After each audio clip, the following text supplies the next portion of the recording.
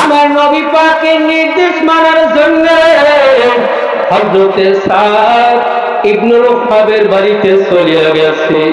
গিয়া ডাক দিয়া বলতে, চাচা নবী আমাকে পাঠাইছে আপনার মেয়েকে আমার সাথে বিবাহ দেওয়ার জন্য। ইবনুল ওয়াহাব বলতে, সাদ এত বড় সাহস তোমার কেমন করে?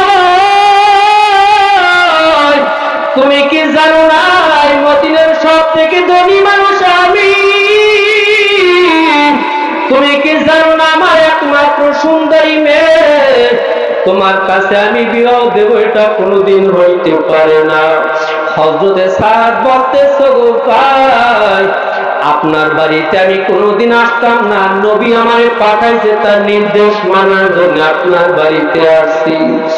হযরতে সাদ এই কথা বলে ওখান থেকে বেরিয়ে গেছে। ইবনুল ওয়াহাবের মেয়ে পর্দার দায় বলতেছে, সাদকে দাঁড় করেন, আমার একটু কথা আছে। আব্বাজান আপনি কি বিষয়টা একটু ভালো করে খেয়াল করলেন না? এই বিয়ার প্রস্তাবটা নিয়ে কে পাঠাইলো? এই বিয়ার প্রস্তাবটা নিয়ে পাঠাইছে আমাদের দয়ার নবী। সাদিয়া যদি বলে যে তারা বিবাহতে রাজি না, নবী যদি শোনে নবী বড় কষ্ট পাবে। আর নবী যদি আমাদের প্রতি বেজার হইয়া যায় তাহলে আমাদের মুসলমানিদের কোনো দাম থাকবে না। আব্বা আপনি যদি বিবাহতে রাজি না হন, আব্বা আমি এই বিবাহতে রাজি। ইবনুল ওয়াহাব বলতে আছে, মা তুমি যদি রাজি থাকো তাহলে আমারও আর কোনো আপত্তি নাই। সাদকে ডাকিয়া বলল, তুমি নবীর কাছে গিয়া বলবা তারা বিবাহতে রাজি। জোরে কোন সুবহানাল্লাহ। আমার নবী তাদের বিবাহ পড়িয়ে দিল। হযরত সাদ এত গরিব মানুষ, তার কাছে একটা দিরহাম পয়সাও ছিল না। আমার নবী তাদের বিবাহতে 200 দিরহাম মহারণা ধার্য করছে। আমার নবী হযরত আলীকে বলতেছে, আলী তুমি এই বিবাহতে 100 দিরহাম তুমি দেবা। হযরত ওসমানের থেকে 100 দিরহাম, হযরত আবু বকরের থেকে 100 দিরহাম, মদিনার আরেকজন ধনী সাহাবী আব্দুর রহমান ইবনে আউফের থেকে 100 দিরহাম, এই মোট 400 দিরহাম সংগ্রহ করিয়া আমার নবীর দুইটা পুতলা 200 দিরহাম করিয়া আলাদা আলাদা করিয়া দিয়া বলতেছে, স্যার তুমি এই 200 দিরহাম দিয়া তোমার বিবির মহারণা আদায় করবা, আর এই 200 দিরহাম দিয়া তুমি তোমার নতুন বিবির জন্য কিছু কেনাকাটা করবা। আমার নবীজি হযরত সাদকে বুঝিয়ে দিয়া বাকি সাহাবীদেরকে নিয়ে নবী আমার উহুদের ময়দানে যুদ্ধে চলিয়া গেছে। এদিকে হযরতে সাদ বাজারে গেছে তার নতুন বিবির জন্য কিছু কেনাকাটা করবে।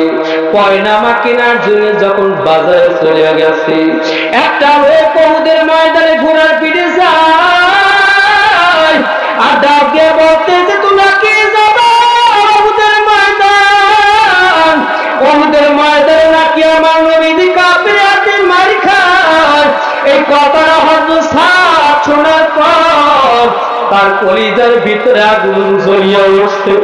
আসমানের দিকে তাকাইয়া একা একা চিন্তা করতেছে, আমি সাদ হইলাম এত গরিব মানুষ, আমি কারো কুচ্ছিত কোন মানুষ আমার কাছে তার মেয়েকে বিবাহ দিল না।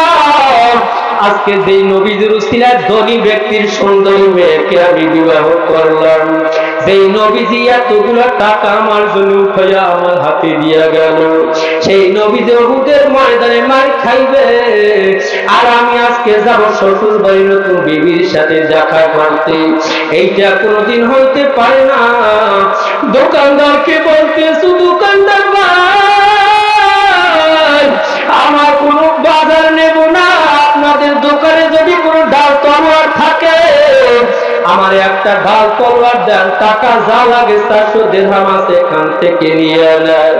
দোকানদার বলতেছে, স্যার আজকে তুমি যাবার শ্বশুর বাড়ি, তুমি আজকে ডাল তলোয়ার দিয়া কি করবা? হযরতে সাদ কান্দে বলে, ভাই এত কথা বলার আমার সময় নাই, আপনার দোকানে ঢাল তলোয়ার আপনি আমারে দেন, একটা ঢাল তলোয়ার কিনিয়া, পাশ থেকে একটা ঘোড়া কিনিয়া, কালো একটা কাপড় দিয়ে নিজের মুখটারে বাঁধিয়া ঘোড়ার পিঠে সওয়ার হইয়া ঢাল তলোয়ার নিয়া হযরত সাদ উহুদের ময়দানে চলে গেছে। উহুদের ময়দানে গিয়ে দেখতেছে কাফিররা মুসলমানের সাথে তুমুল যুদ্ধ। হযরত সাদ মুসলমানের কিনারা দিয়া একেবারে যুদ্ধের সামনে চলে গেছে। সামনের দিকে যাইয়া মুসলমানের পক্ষে কাফেরের বিরুদ্ধে যুদ্ধ শুরু করলেন। হযরত ওমর রাদিয়াল্লাহু তাআলা নিজে বলেন, আমি দেখলাম যেন হযরত সাদ কাফেরের বিরুদ্ধে আর মুসলমানের পক্ষে এমন তুমুল যুদ্ধ করতেছে, মনে হয় যেন ওখানে 20 দিন চমকাইতে আছে। জোরে বলেন সুবহানাল্লাহ। সমস্ত মুসলমানের তাকাই রইছে এই ব্যক্তিকে, কিন্তু দেখিয়েও চেনা যায় না, কারণ তার তো মুখটা কালো কাপড় দিয়ে ঢাকা। সবাই বারবার তাকাইতেছে, হঠাৎ করে লোকটা কে আমাদের পক্ষে আসলো। হঠাৎ করিয়া কাফেরেরা হযরত সাদের বুকের উপর একটা তীর মারলো। বুকের মধ্যে তীরটা ঢুকিয়া পড়ছে, ঘোড়ার পিঠ থেকে মাটিতে লুটে পড়িয়া গেছে। মাটিতে লুটে পড়ার পর হযরত সাদের মুখ থেকে কালো কাপড়টা সরিয়া গেছে। আমার নবীজি দূর থেকে তাকিয়ে দেখতে আছেন, এই ব্যক্তি তো আর অন্য কেউ না, এই ব্যক্তি তো হইছে আমার সাহাবী হযরত সাদ। নবী আমার দৌড়িয়ে গিয়া হযরত সাদকে টান দিয়ে নিজের কোলের মধ্যে উঠাইয়া সাদের গাল মুছাইতে আছে, মাথা মুছাইতে আছে, আর ডাক দিয়ে বলতেছে, সাদ আজকে যুদ্ধের ময়দানে তো তোমার আসার কথা না, তোমাকে তো আমরা যুদ্ধের কথা বললাম না, তুমি কার কাছে শুনলাম আর কেমন করে যুদ্ধ পর্যন্ত চলিয়ে আসলো? হযরত সাদ বলতেছে, নবী আজকে যদি আমি যুদ্ধের ময়দানে না আসতাম, আমার বুকের ভিতরে তীর ঢুকতো না, আর আমি আহত হইতাম না, আর আপনার কোল মুবারকের উপরে আমি নগর নগর সাহাবী ওঠার কোনদিন সৌভাগ্য আমার হইতো না। এখন যদি আমি মরিয়াও যাই, আমার মধ্যে আর কোনো আফসোস নাই, আর কোনো কষ্ট নাই। এই কথা বলতে বলতে নবীজির কোলের উপর হযরত সাদ শাহাদাত বরণ করলো। আমার নবীজি হযরত সাদের কষ্ট দেখে একটু কান্না করলেন। আবার ইন্তেকালের পর আমার নবীজি একটু মিষ্টি হাসি দিলেন। আবার আমার নবীজি চেহারাটারে ঘুরিয়ে ফেলাইলেন।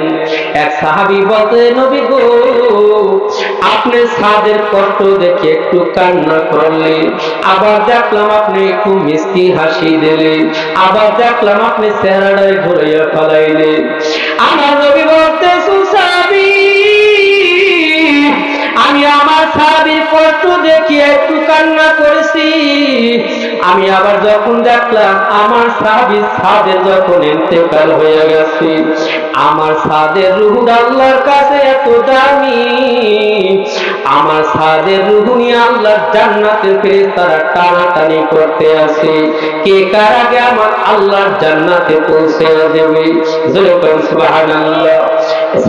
ফেরেশতাকে টানাটানি দেখি, এই জন্য আমি একটু মিষ্টি হাসি দিয়েছি। আমার নবী বলতেছে, আমার সাহাবী সাদের রূহ আল্লাহর জান্নাতে ঢোকার পর আল্লাহর জান্নাতের হুরেরা এমন ভাবে লাফালাফি করতে আছে, কোন কার আগে কে হযরত সাদের সাথে দেখা করবে, সেই জন্য জান্নাতের হুরেরা লাফালাফি করতে আছে। লাফাইতে লাফাইতে জান্নাতের হুরের কাবু হাঁটু উপরের দিকে উঠে যাইতেছিল। এই দৃশ্য দেখি আমার চেহারাটা আমি ঘুরাইয়া ফেলাইছি। জোরে বলেন সুবহানাল্লাহ। আমার নবীজি হযরত সাদের লাশটারে পাশে রাখিয়া আমার নবী আবার যুদ্ধে অংশগ্রহণ করলো।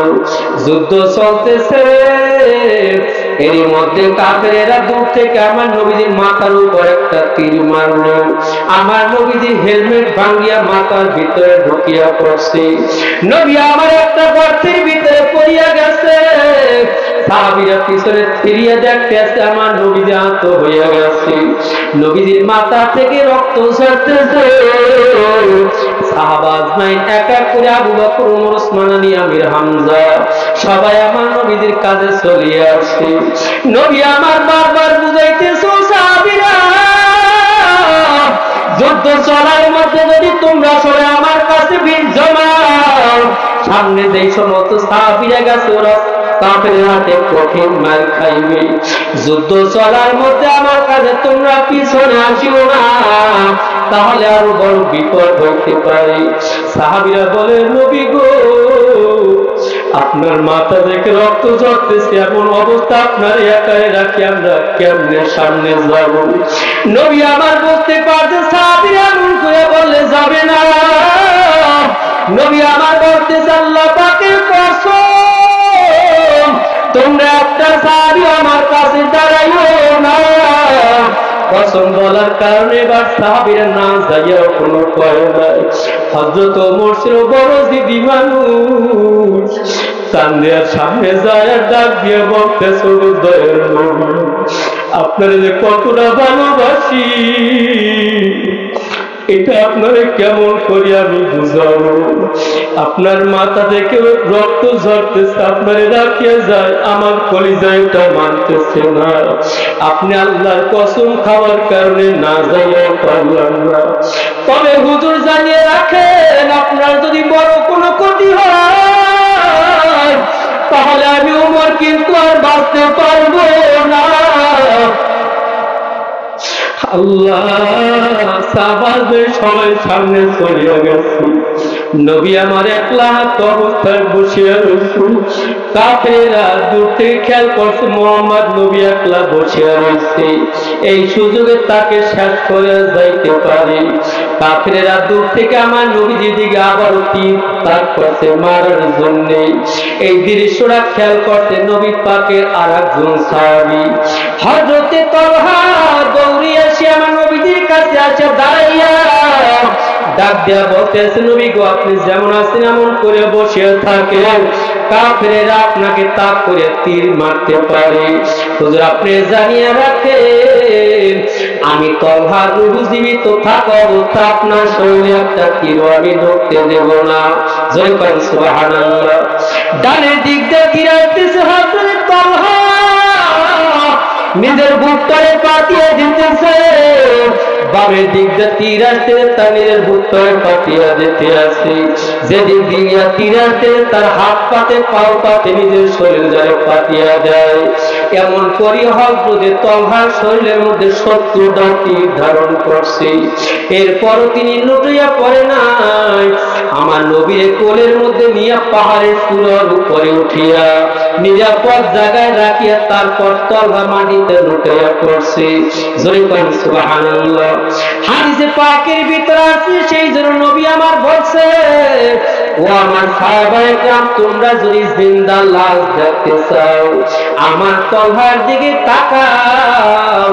আমার তালহা হইছে একজন জিন্দা লাশ। একটা মানুষের বুকের ভিতর একটা তীর ঢুকলে মানুষ বাঁচতে পারে না। আমার তালহা শরীরের ভিতরে ৭০টা তীর ধারণ করার পর আমার তালহাও তারপর তিনি জীবিত আছে। কিন্তু হাদিসের ভিতরে এটা আসছে